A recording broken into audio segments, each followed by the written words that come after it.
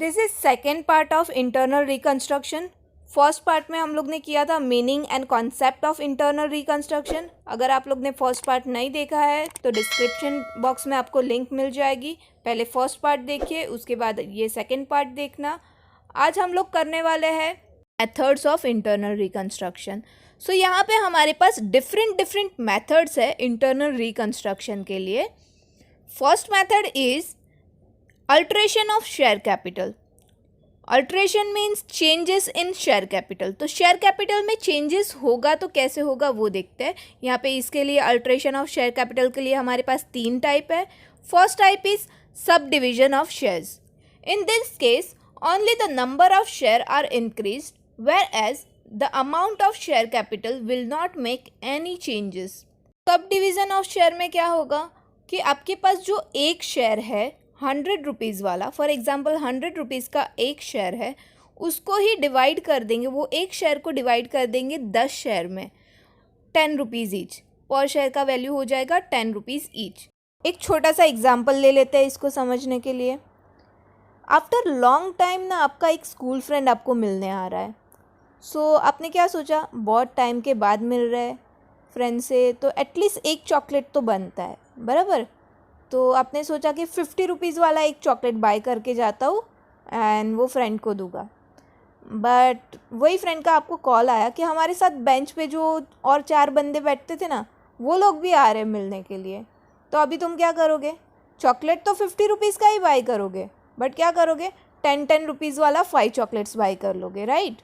तो यहाँ पे क्या हुआ, नंबर ऑफ़ चॉकलेट चेंज हो गए। पहले आप एक चॉकलेट बाय करने वाले थे 50 रुपीज़ का, और अभी क्या किया, 5 चॉकलेट बाय कर लिए 50 रुपीज़ में, 10 रुपीज़ ईच। अभी एक प्रैक्टिकल एग्जाम्पल देख लेते हैं।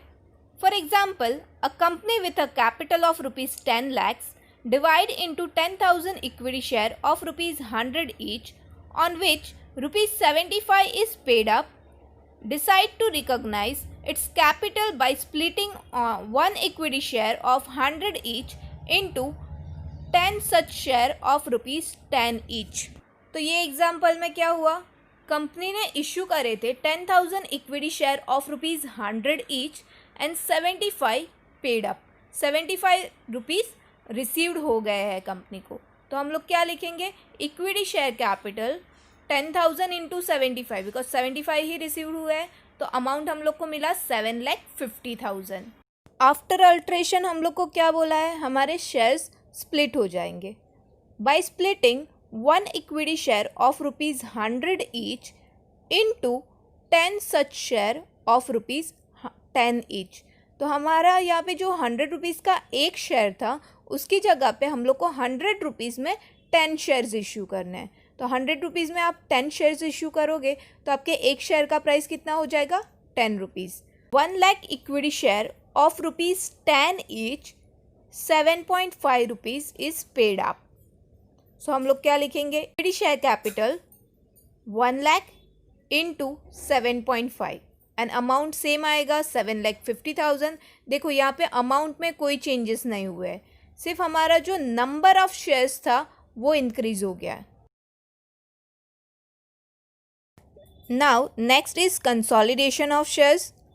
अल्ट्रेशन ऑफ शेयर कैपिटल का सेकेंड टाइप है ये consolidation of shares. In this case only the number of shares are reduced but the amount of share capital will remain unchanged. यहाँ पे क्या होगा, आपके जो नंबर ऑफ शेयर्स है वो रिड्यूस हो जाएंगे, कम हो जाएंगे, बट जो आपका अमाउंट है वो एज इट इज़ रहेगा, उसमें कोई भी चेंजेस नहीं होने वाले हैं। सो नाउ इसका अभी एक प्रैक्टिकल एग्जाम्पल देख लेते हैं।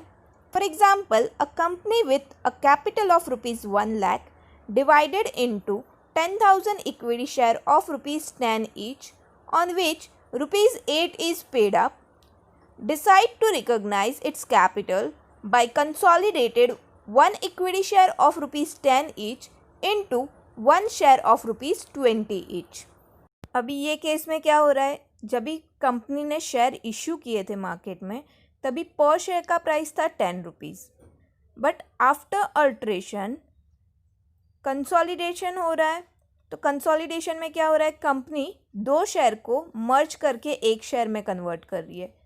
हमारे जो 2 शेयर थे 10 रुपीज़ और 10 रुपीज़ वाले, दोनों को मर्ज कर दिया और 1 शेयर बना दिया 20 रुपीज़ का। सो नाउ बिफोर अल्ट्रेशन हम लोग क्या लिखेंगे, 10,000 equity share of ₹10 each, ₹8 paid up. Equity share capital 10,000 into 8 rupees, 8 rupees जो पेड अप वैल्यू है वो, तो हम लोग को अमाउंट मिलेगा 80,000। And after alteration of capital 5,000 equity share of ₹20 each, ₹16 paid up.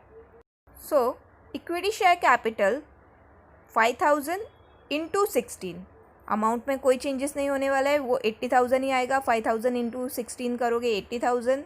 Consolidation में क्या हुआ, नंबर ऑफ शेयर रिड्यूस हुए एंड फेस वैल्यू इंक्रीज हो गया, बट जो अमाउंट था वो अमाउंट में कोई भी चेंजेस नहीं है।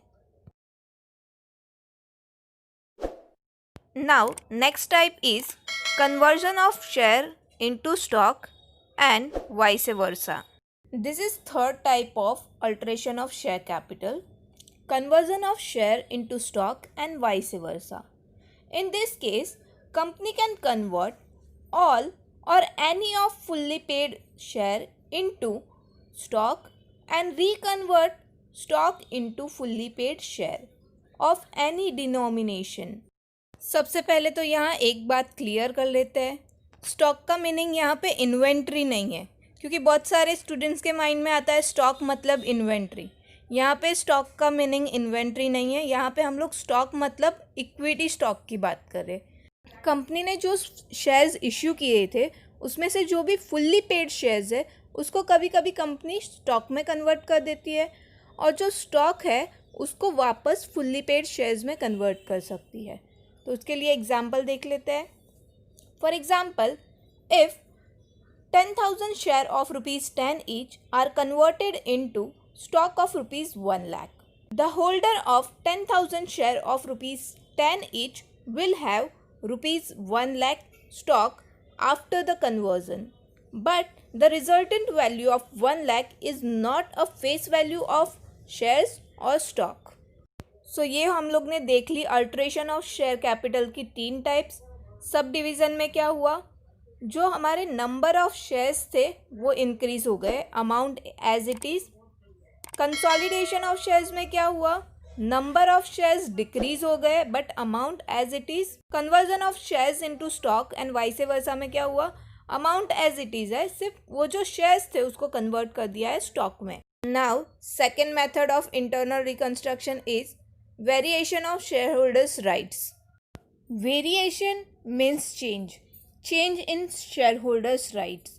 तो शेयर होल्डर्स के पास डिफरेंट राइट्स होते हैं, like voting rights, dividend rights, etcetera etcetera. तो अभी हम लोग यहाँ पे बात करते हैं प्रेफरेंस शेयर्स की। प्रेफरेंस शेयर होल्डर को fix rate of dividend pay करना पड़ता है। अगर लॉस मेकिंग कंपनी है तो उसके लिए थोड़ा डिफ़िकल्ट हो जाएगा डिविडेंड पे करना, तो कंपनी क्या करेगी, परसेंटेज ऑफ डिविडेंड जो है वो रिड्यूस कर देगी। फॉर एग्जाम्पल, पहले कंपनी प्रेफरेंस शेयर होल्डर को 15% डिविडेंड देती थी, अभी वो 15% को रिड्यूस करके 10% या 8% कर सकती है। और बात करें टाइप्स ऑफ शेयर्स की, तो यहाँ पे हमारे पास 2 टाइप्स ऑफ प्रेफरेंस शेयर्स है, cumulative preference shares and non cumulative preference shares. Cumulative preference share में क्या होता है, अगर कंपनी ने फर्स्ट ईयर में डिविडेंड पे नहीं किया, सेकेंड ईयर में भी डिविडेंड पे नहीं किया एंड थर्ड ईयर में कंपनी ने डिविडेंड डिक्लेयर किया, तो अभी यहाँ पे क्या हो जाएगा, अक्यूमुलेटेड डिविडेंड होगा। फर्स्ट ईयर का, सेकेंड ईयर का, थर्ड ईयर का सब डिविडेंड एक साथ कंपनी को पे करना पड़ेगा। अगर लॉस मेकिंग कंपनी है तो उसके लिए तो ये पॉसिबल नहीं होगा कि इतना सारा डिविडेंड एक साथ पे करे 3 साल का, तो कंपनी क्या करेगी, ये जो क्यूमुलेटिव प्रेफरेंस शेयर है उसको कन्वर्ट कर देगी नॉन क्यूमुलेटिव प्रेफरेंस शेयर्स में। Next method is reduction of share capital. Reduction means reduce, तो यहाँ पे हम लोग बात कर रहे हैं शेयर कैपिटल को रिड्यूस करने की। तो शेयर कैपिटल को रिड्यूस 2 वे में कर सकते हैं। First way is reduction only in paid up value. In this case face value of share remains same and only the paid up value reduce. And second way is reduction in both face value and paid up value. In this case, both the paid up capital and face value of share are reduced. Now, next method is compromise and arrangement. This is fourth method of internal reconstruction, compromise and arrangement. In this case, arrangement between a company and its member and outside liability when the company faces financial problem. Such arrangement therefore also involve sacrifices by shareholders or creditors and debenture holder or by all.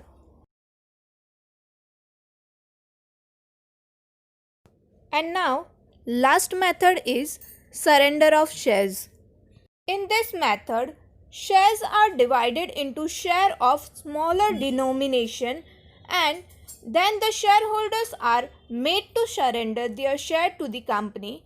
These shares are allotted to debenture holder and creditors so that their liability are reduced. The utilized surrender shares are then cancelled by transfer to reconstruction account. So यहाँ पे क्या होगा surrender of shares में creditors and debenture holder की जो liability है उसको reduce करने के लिए कंपनी क्या करेगी, शेयर होल्डर्स को रिक्वेस्ट करेगी कि आप अपने शेयर में से कुछ छोटा सा पार्ट ऑफ शेयर सरेंडर कर दीजिए. तो वो जो शेयर होल्डर ने छोटा सा पार्ट सरेंडर किया वही पार्ट वो company creditors and debenture holder को पे कर देगी ताकि कंपनी की थोड़ी लायबिलिटी कम हो जाए. एंड सरेंडर शेयर कैंसिल करने के लिए रिकंस्ट्रक्शन अकाउंट क्रिएट होगा.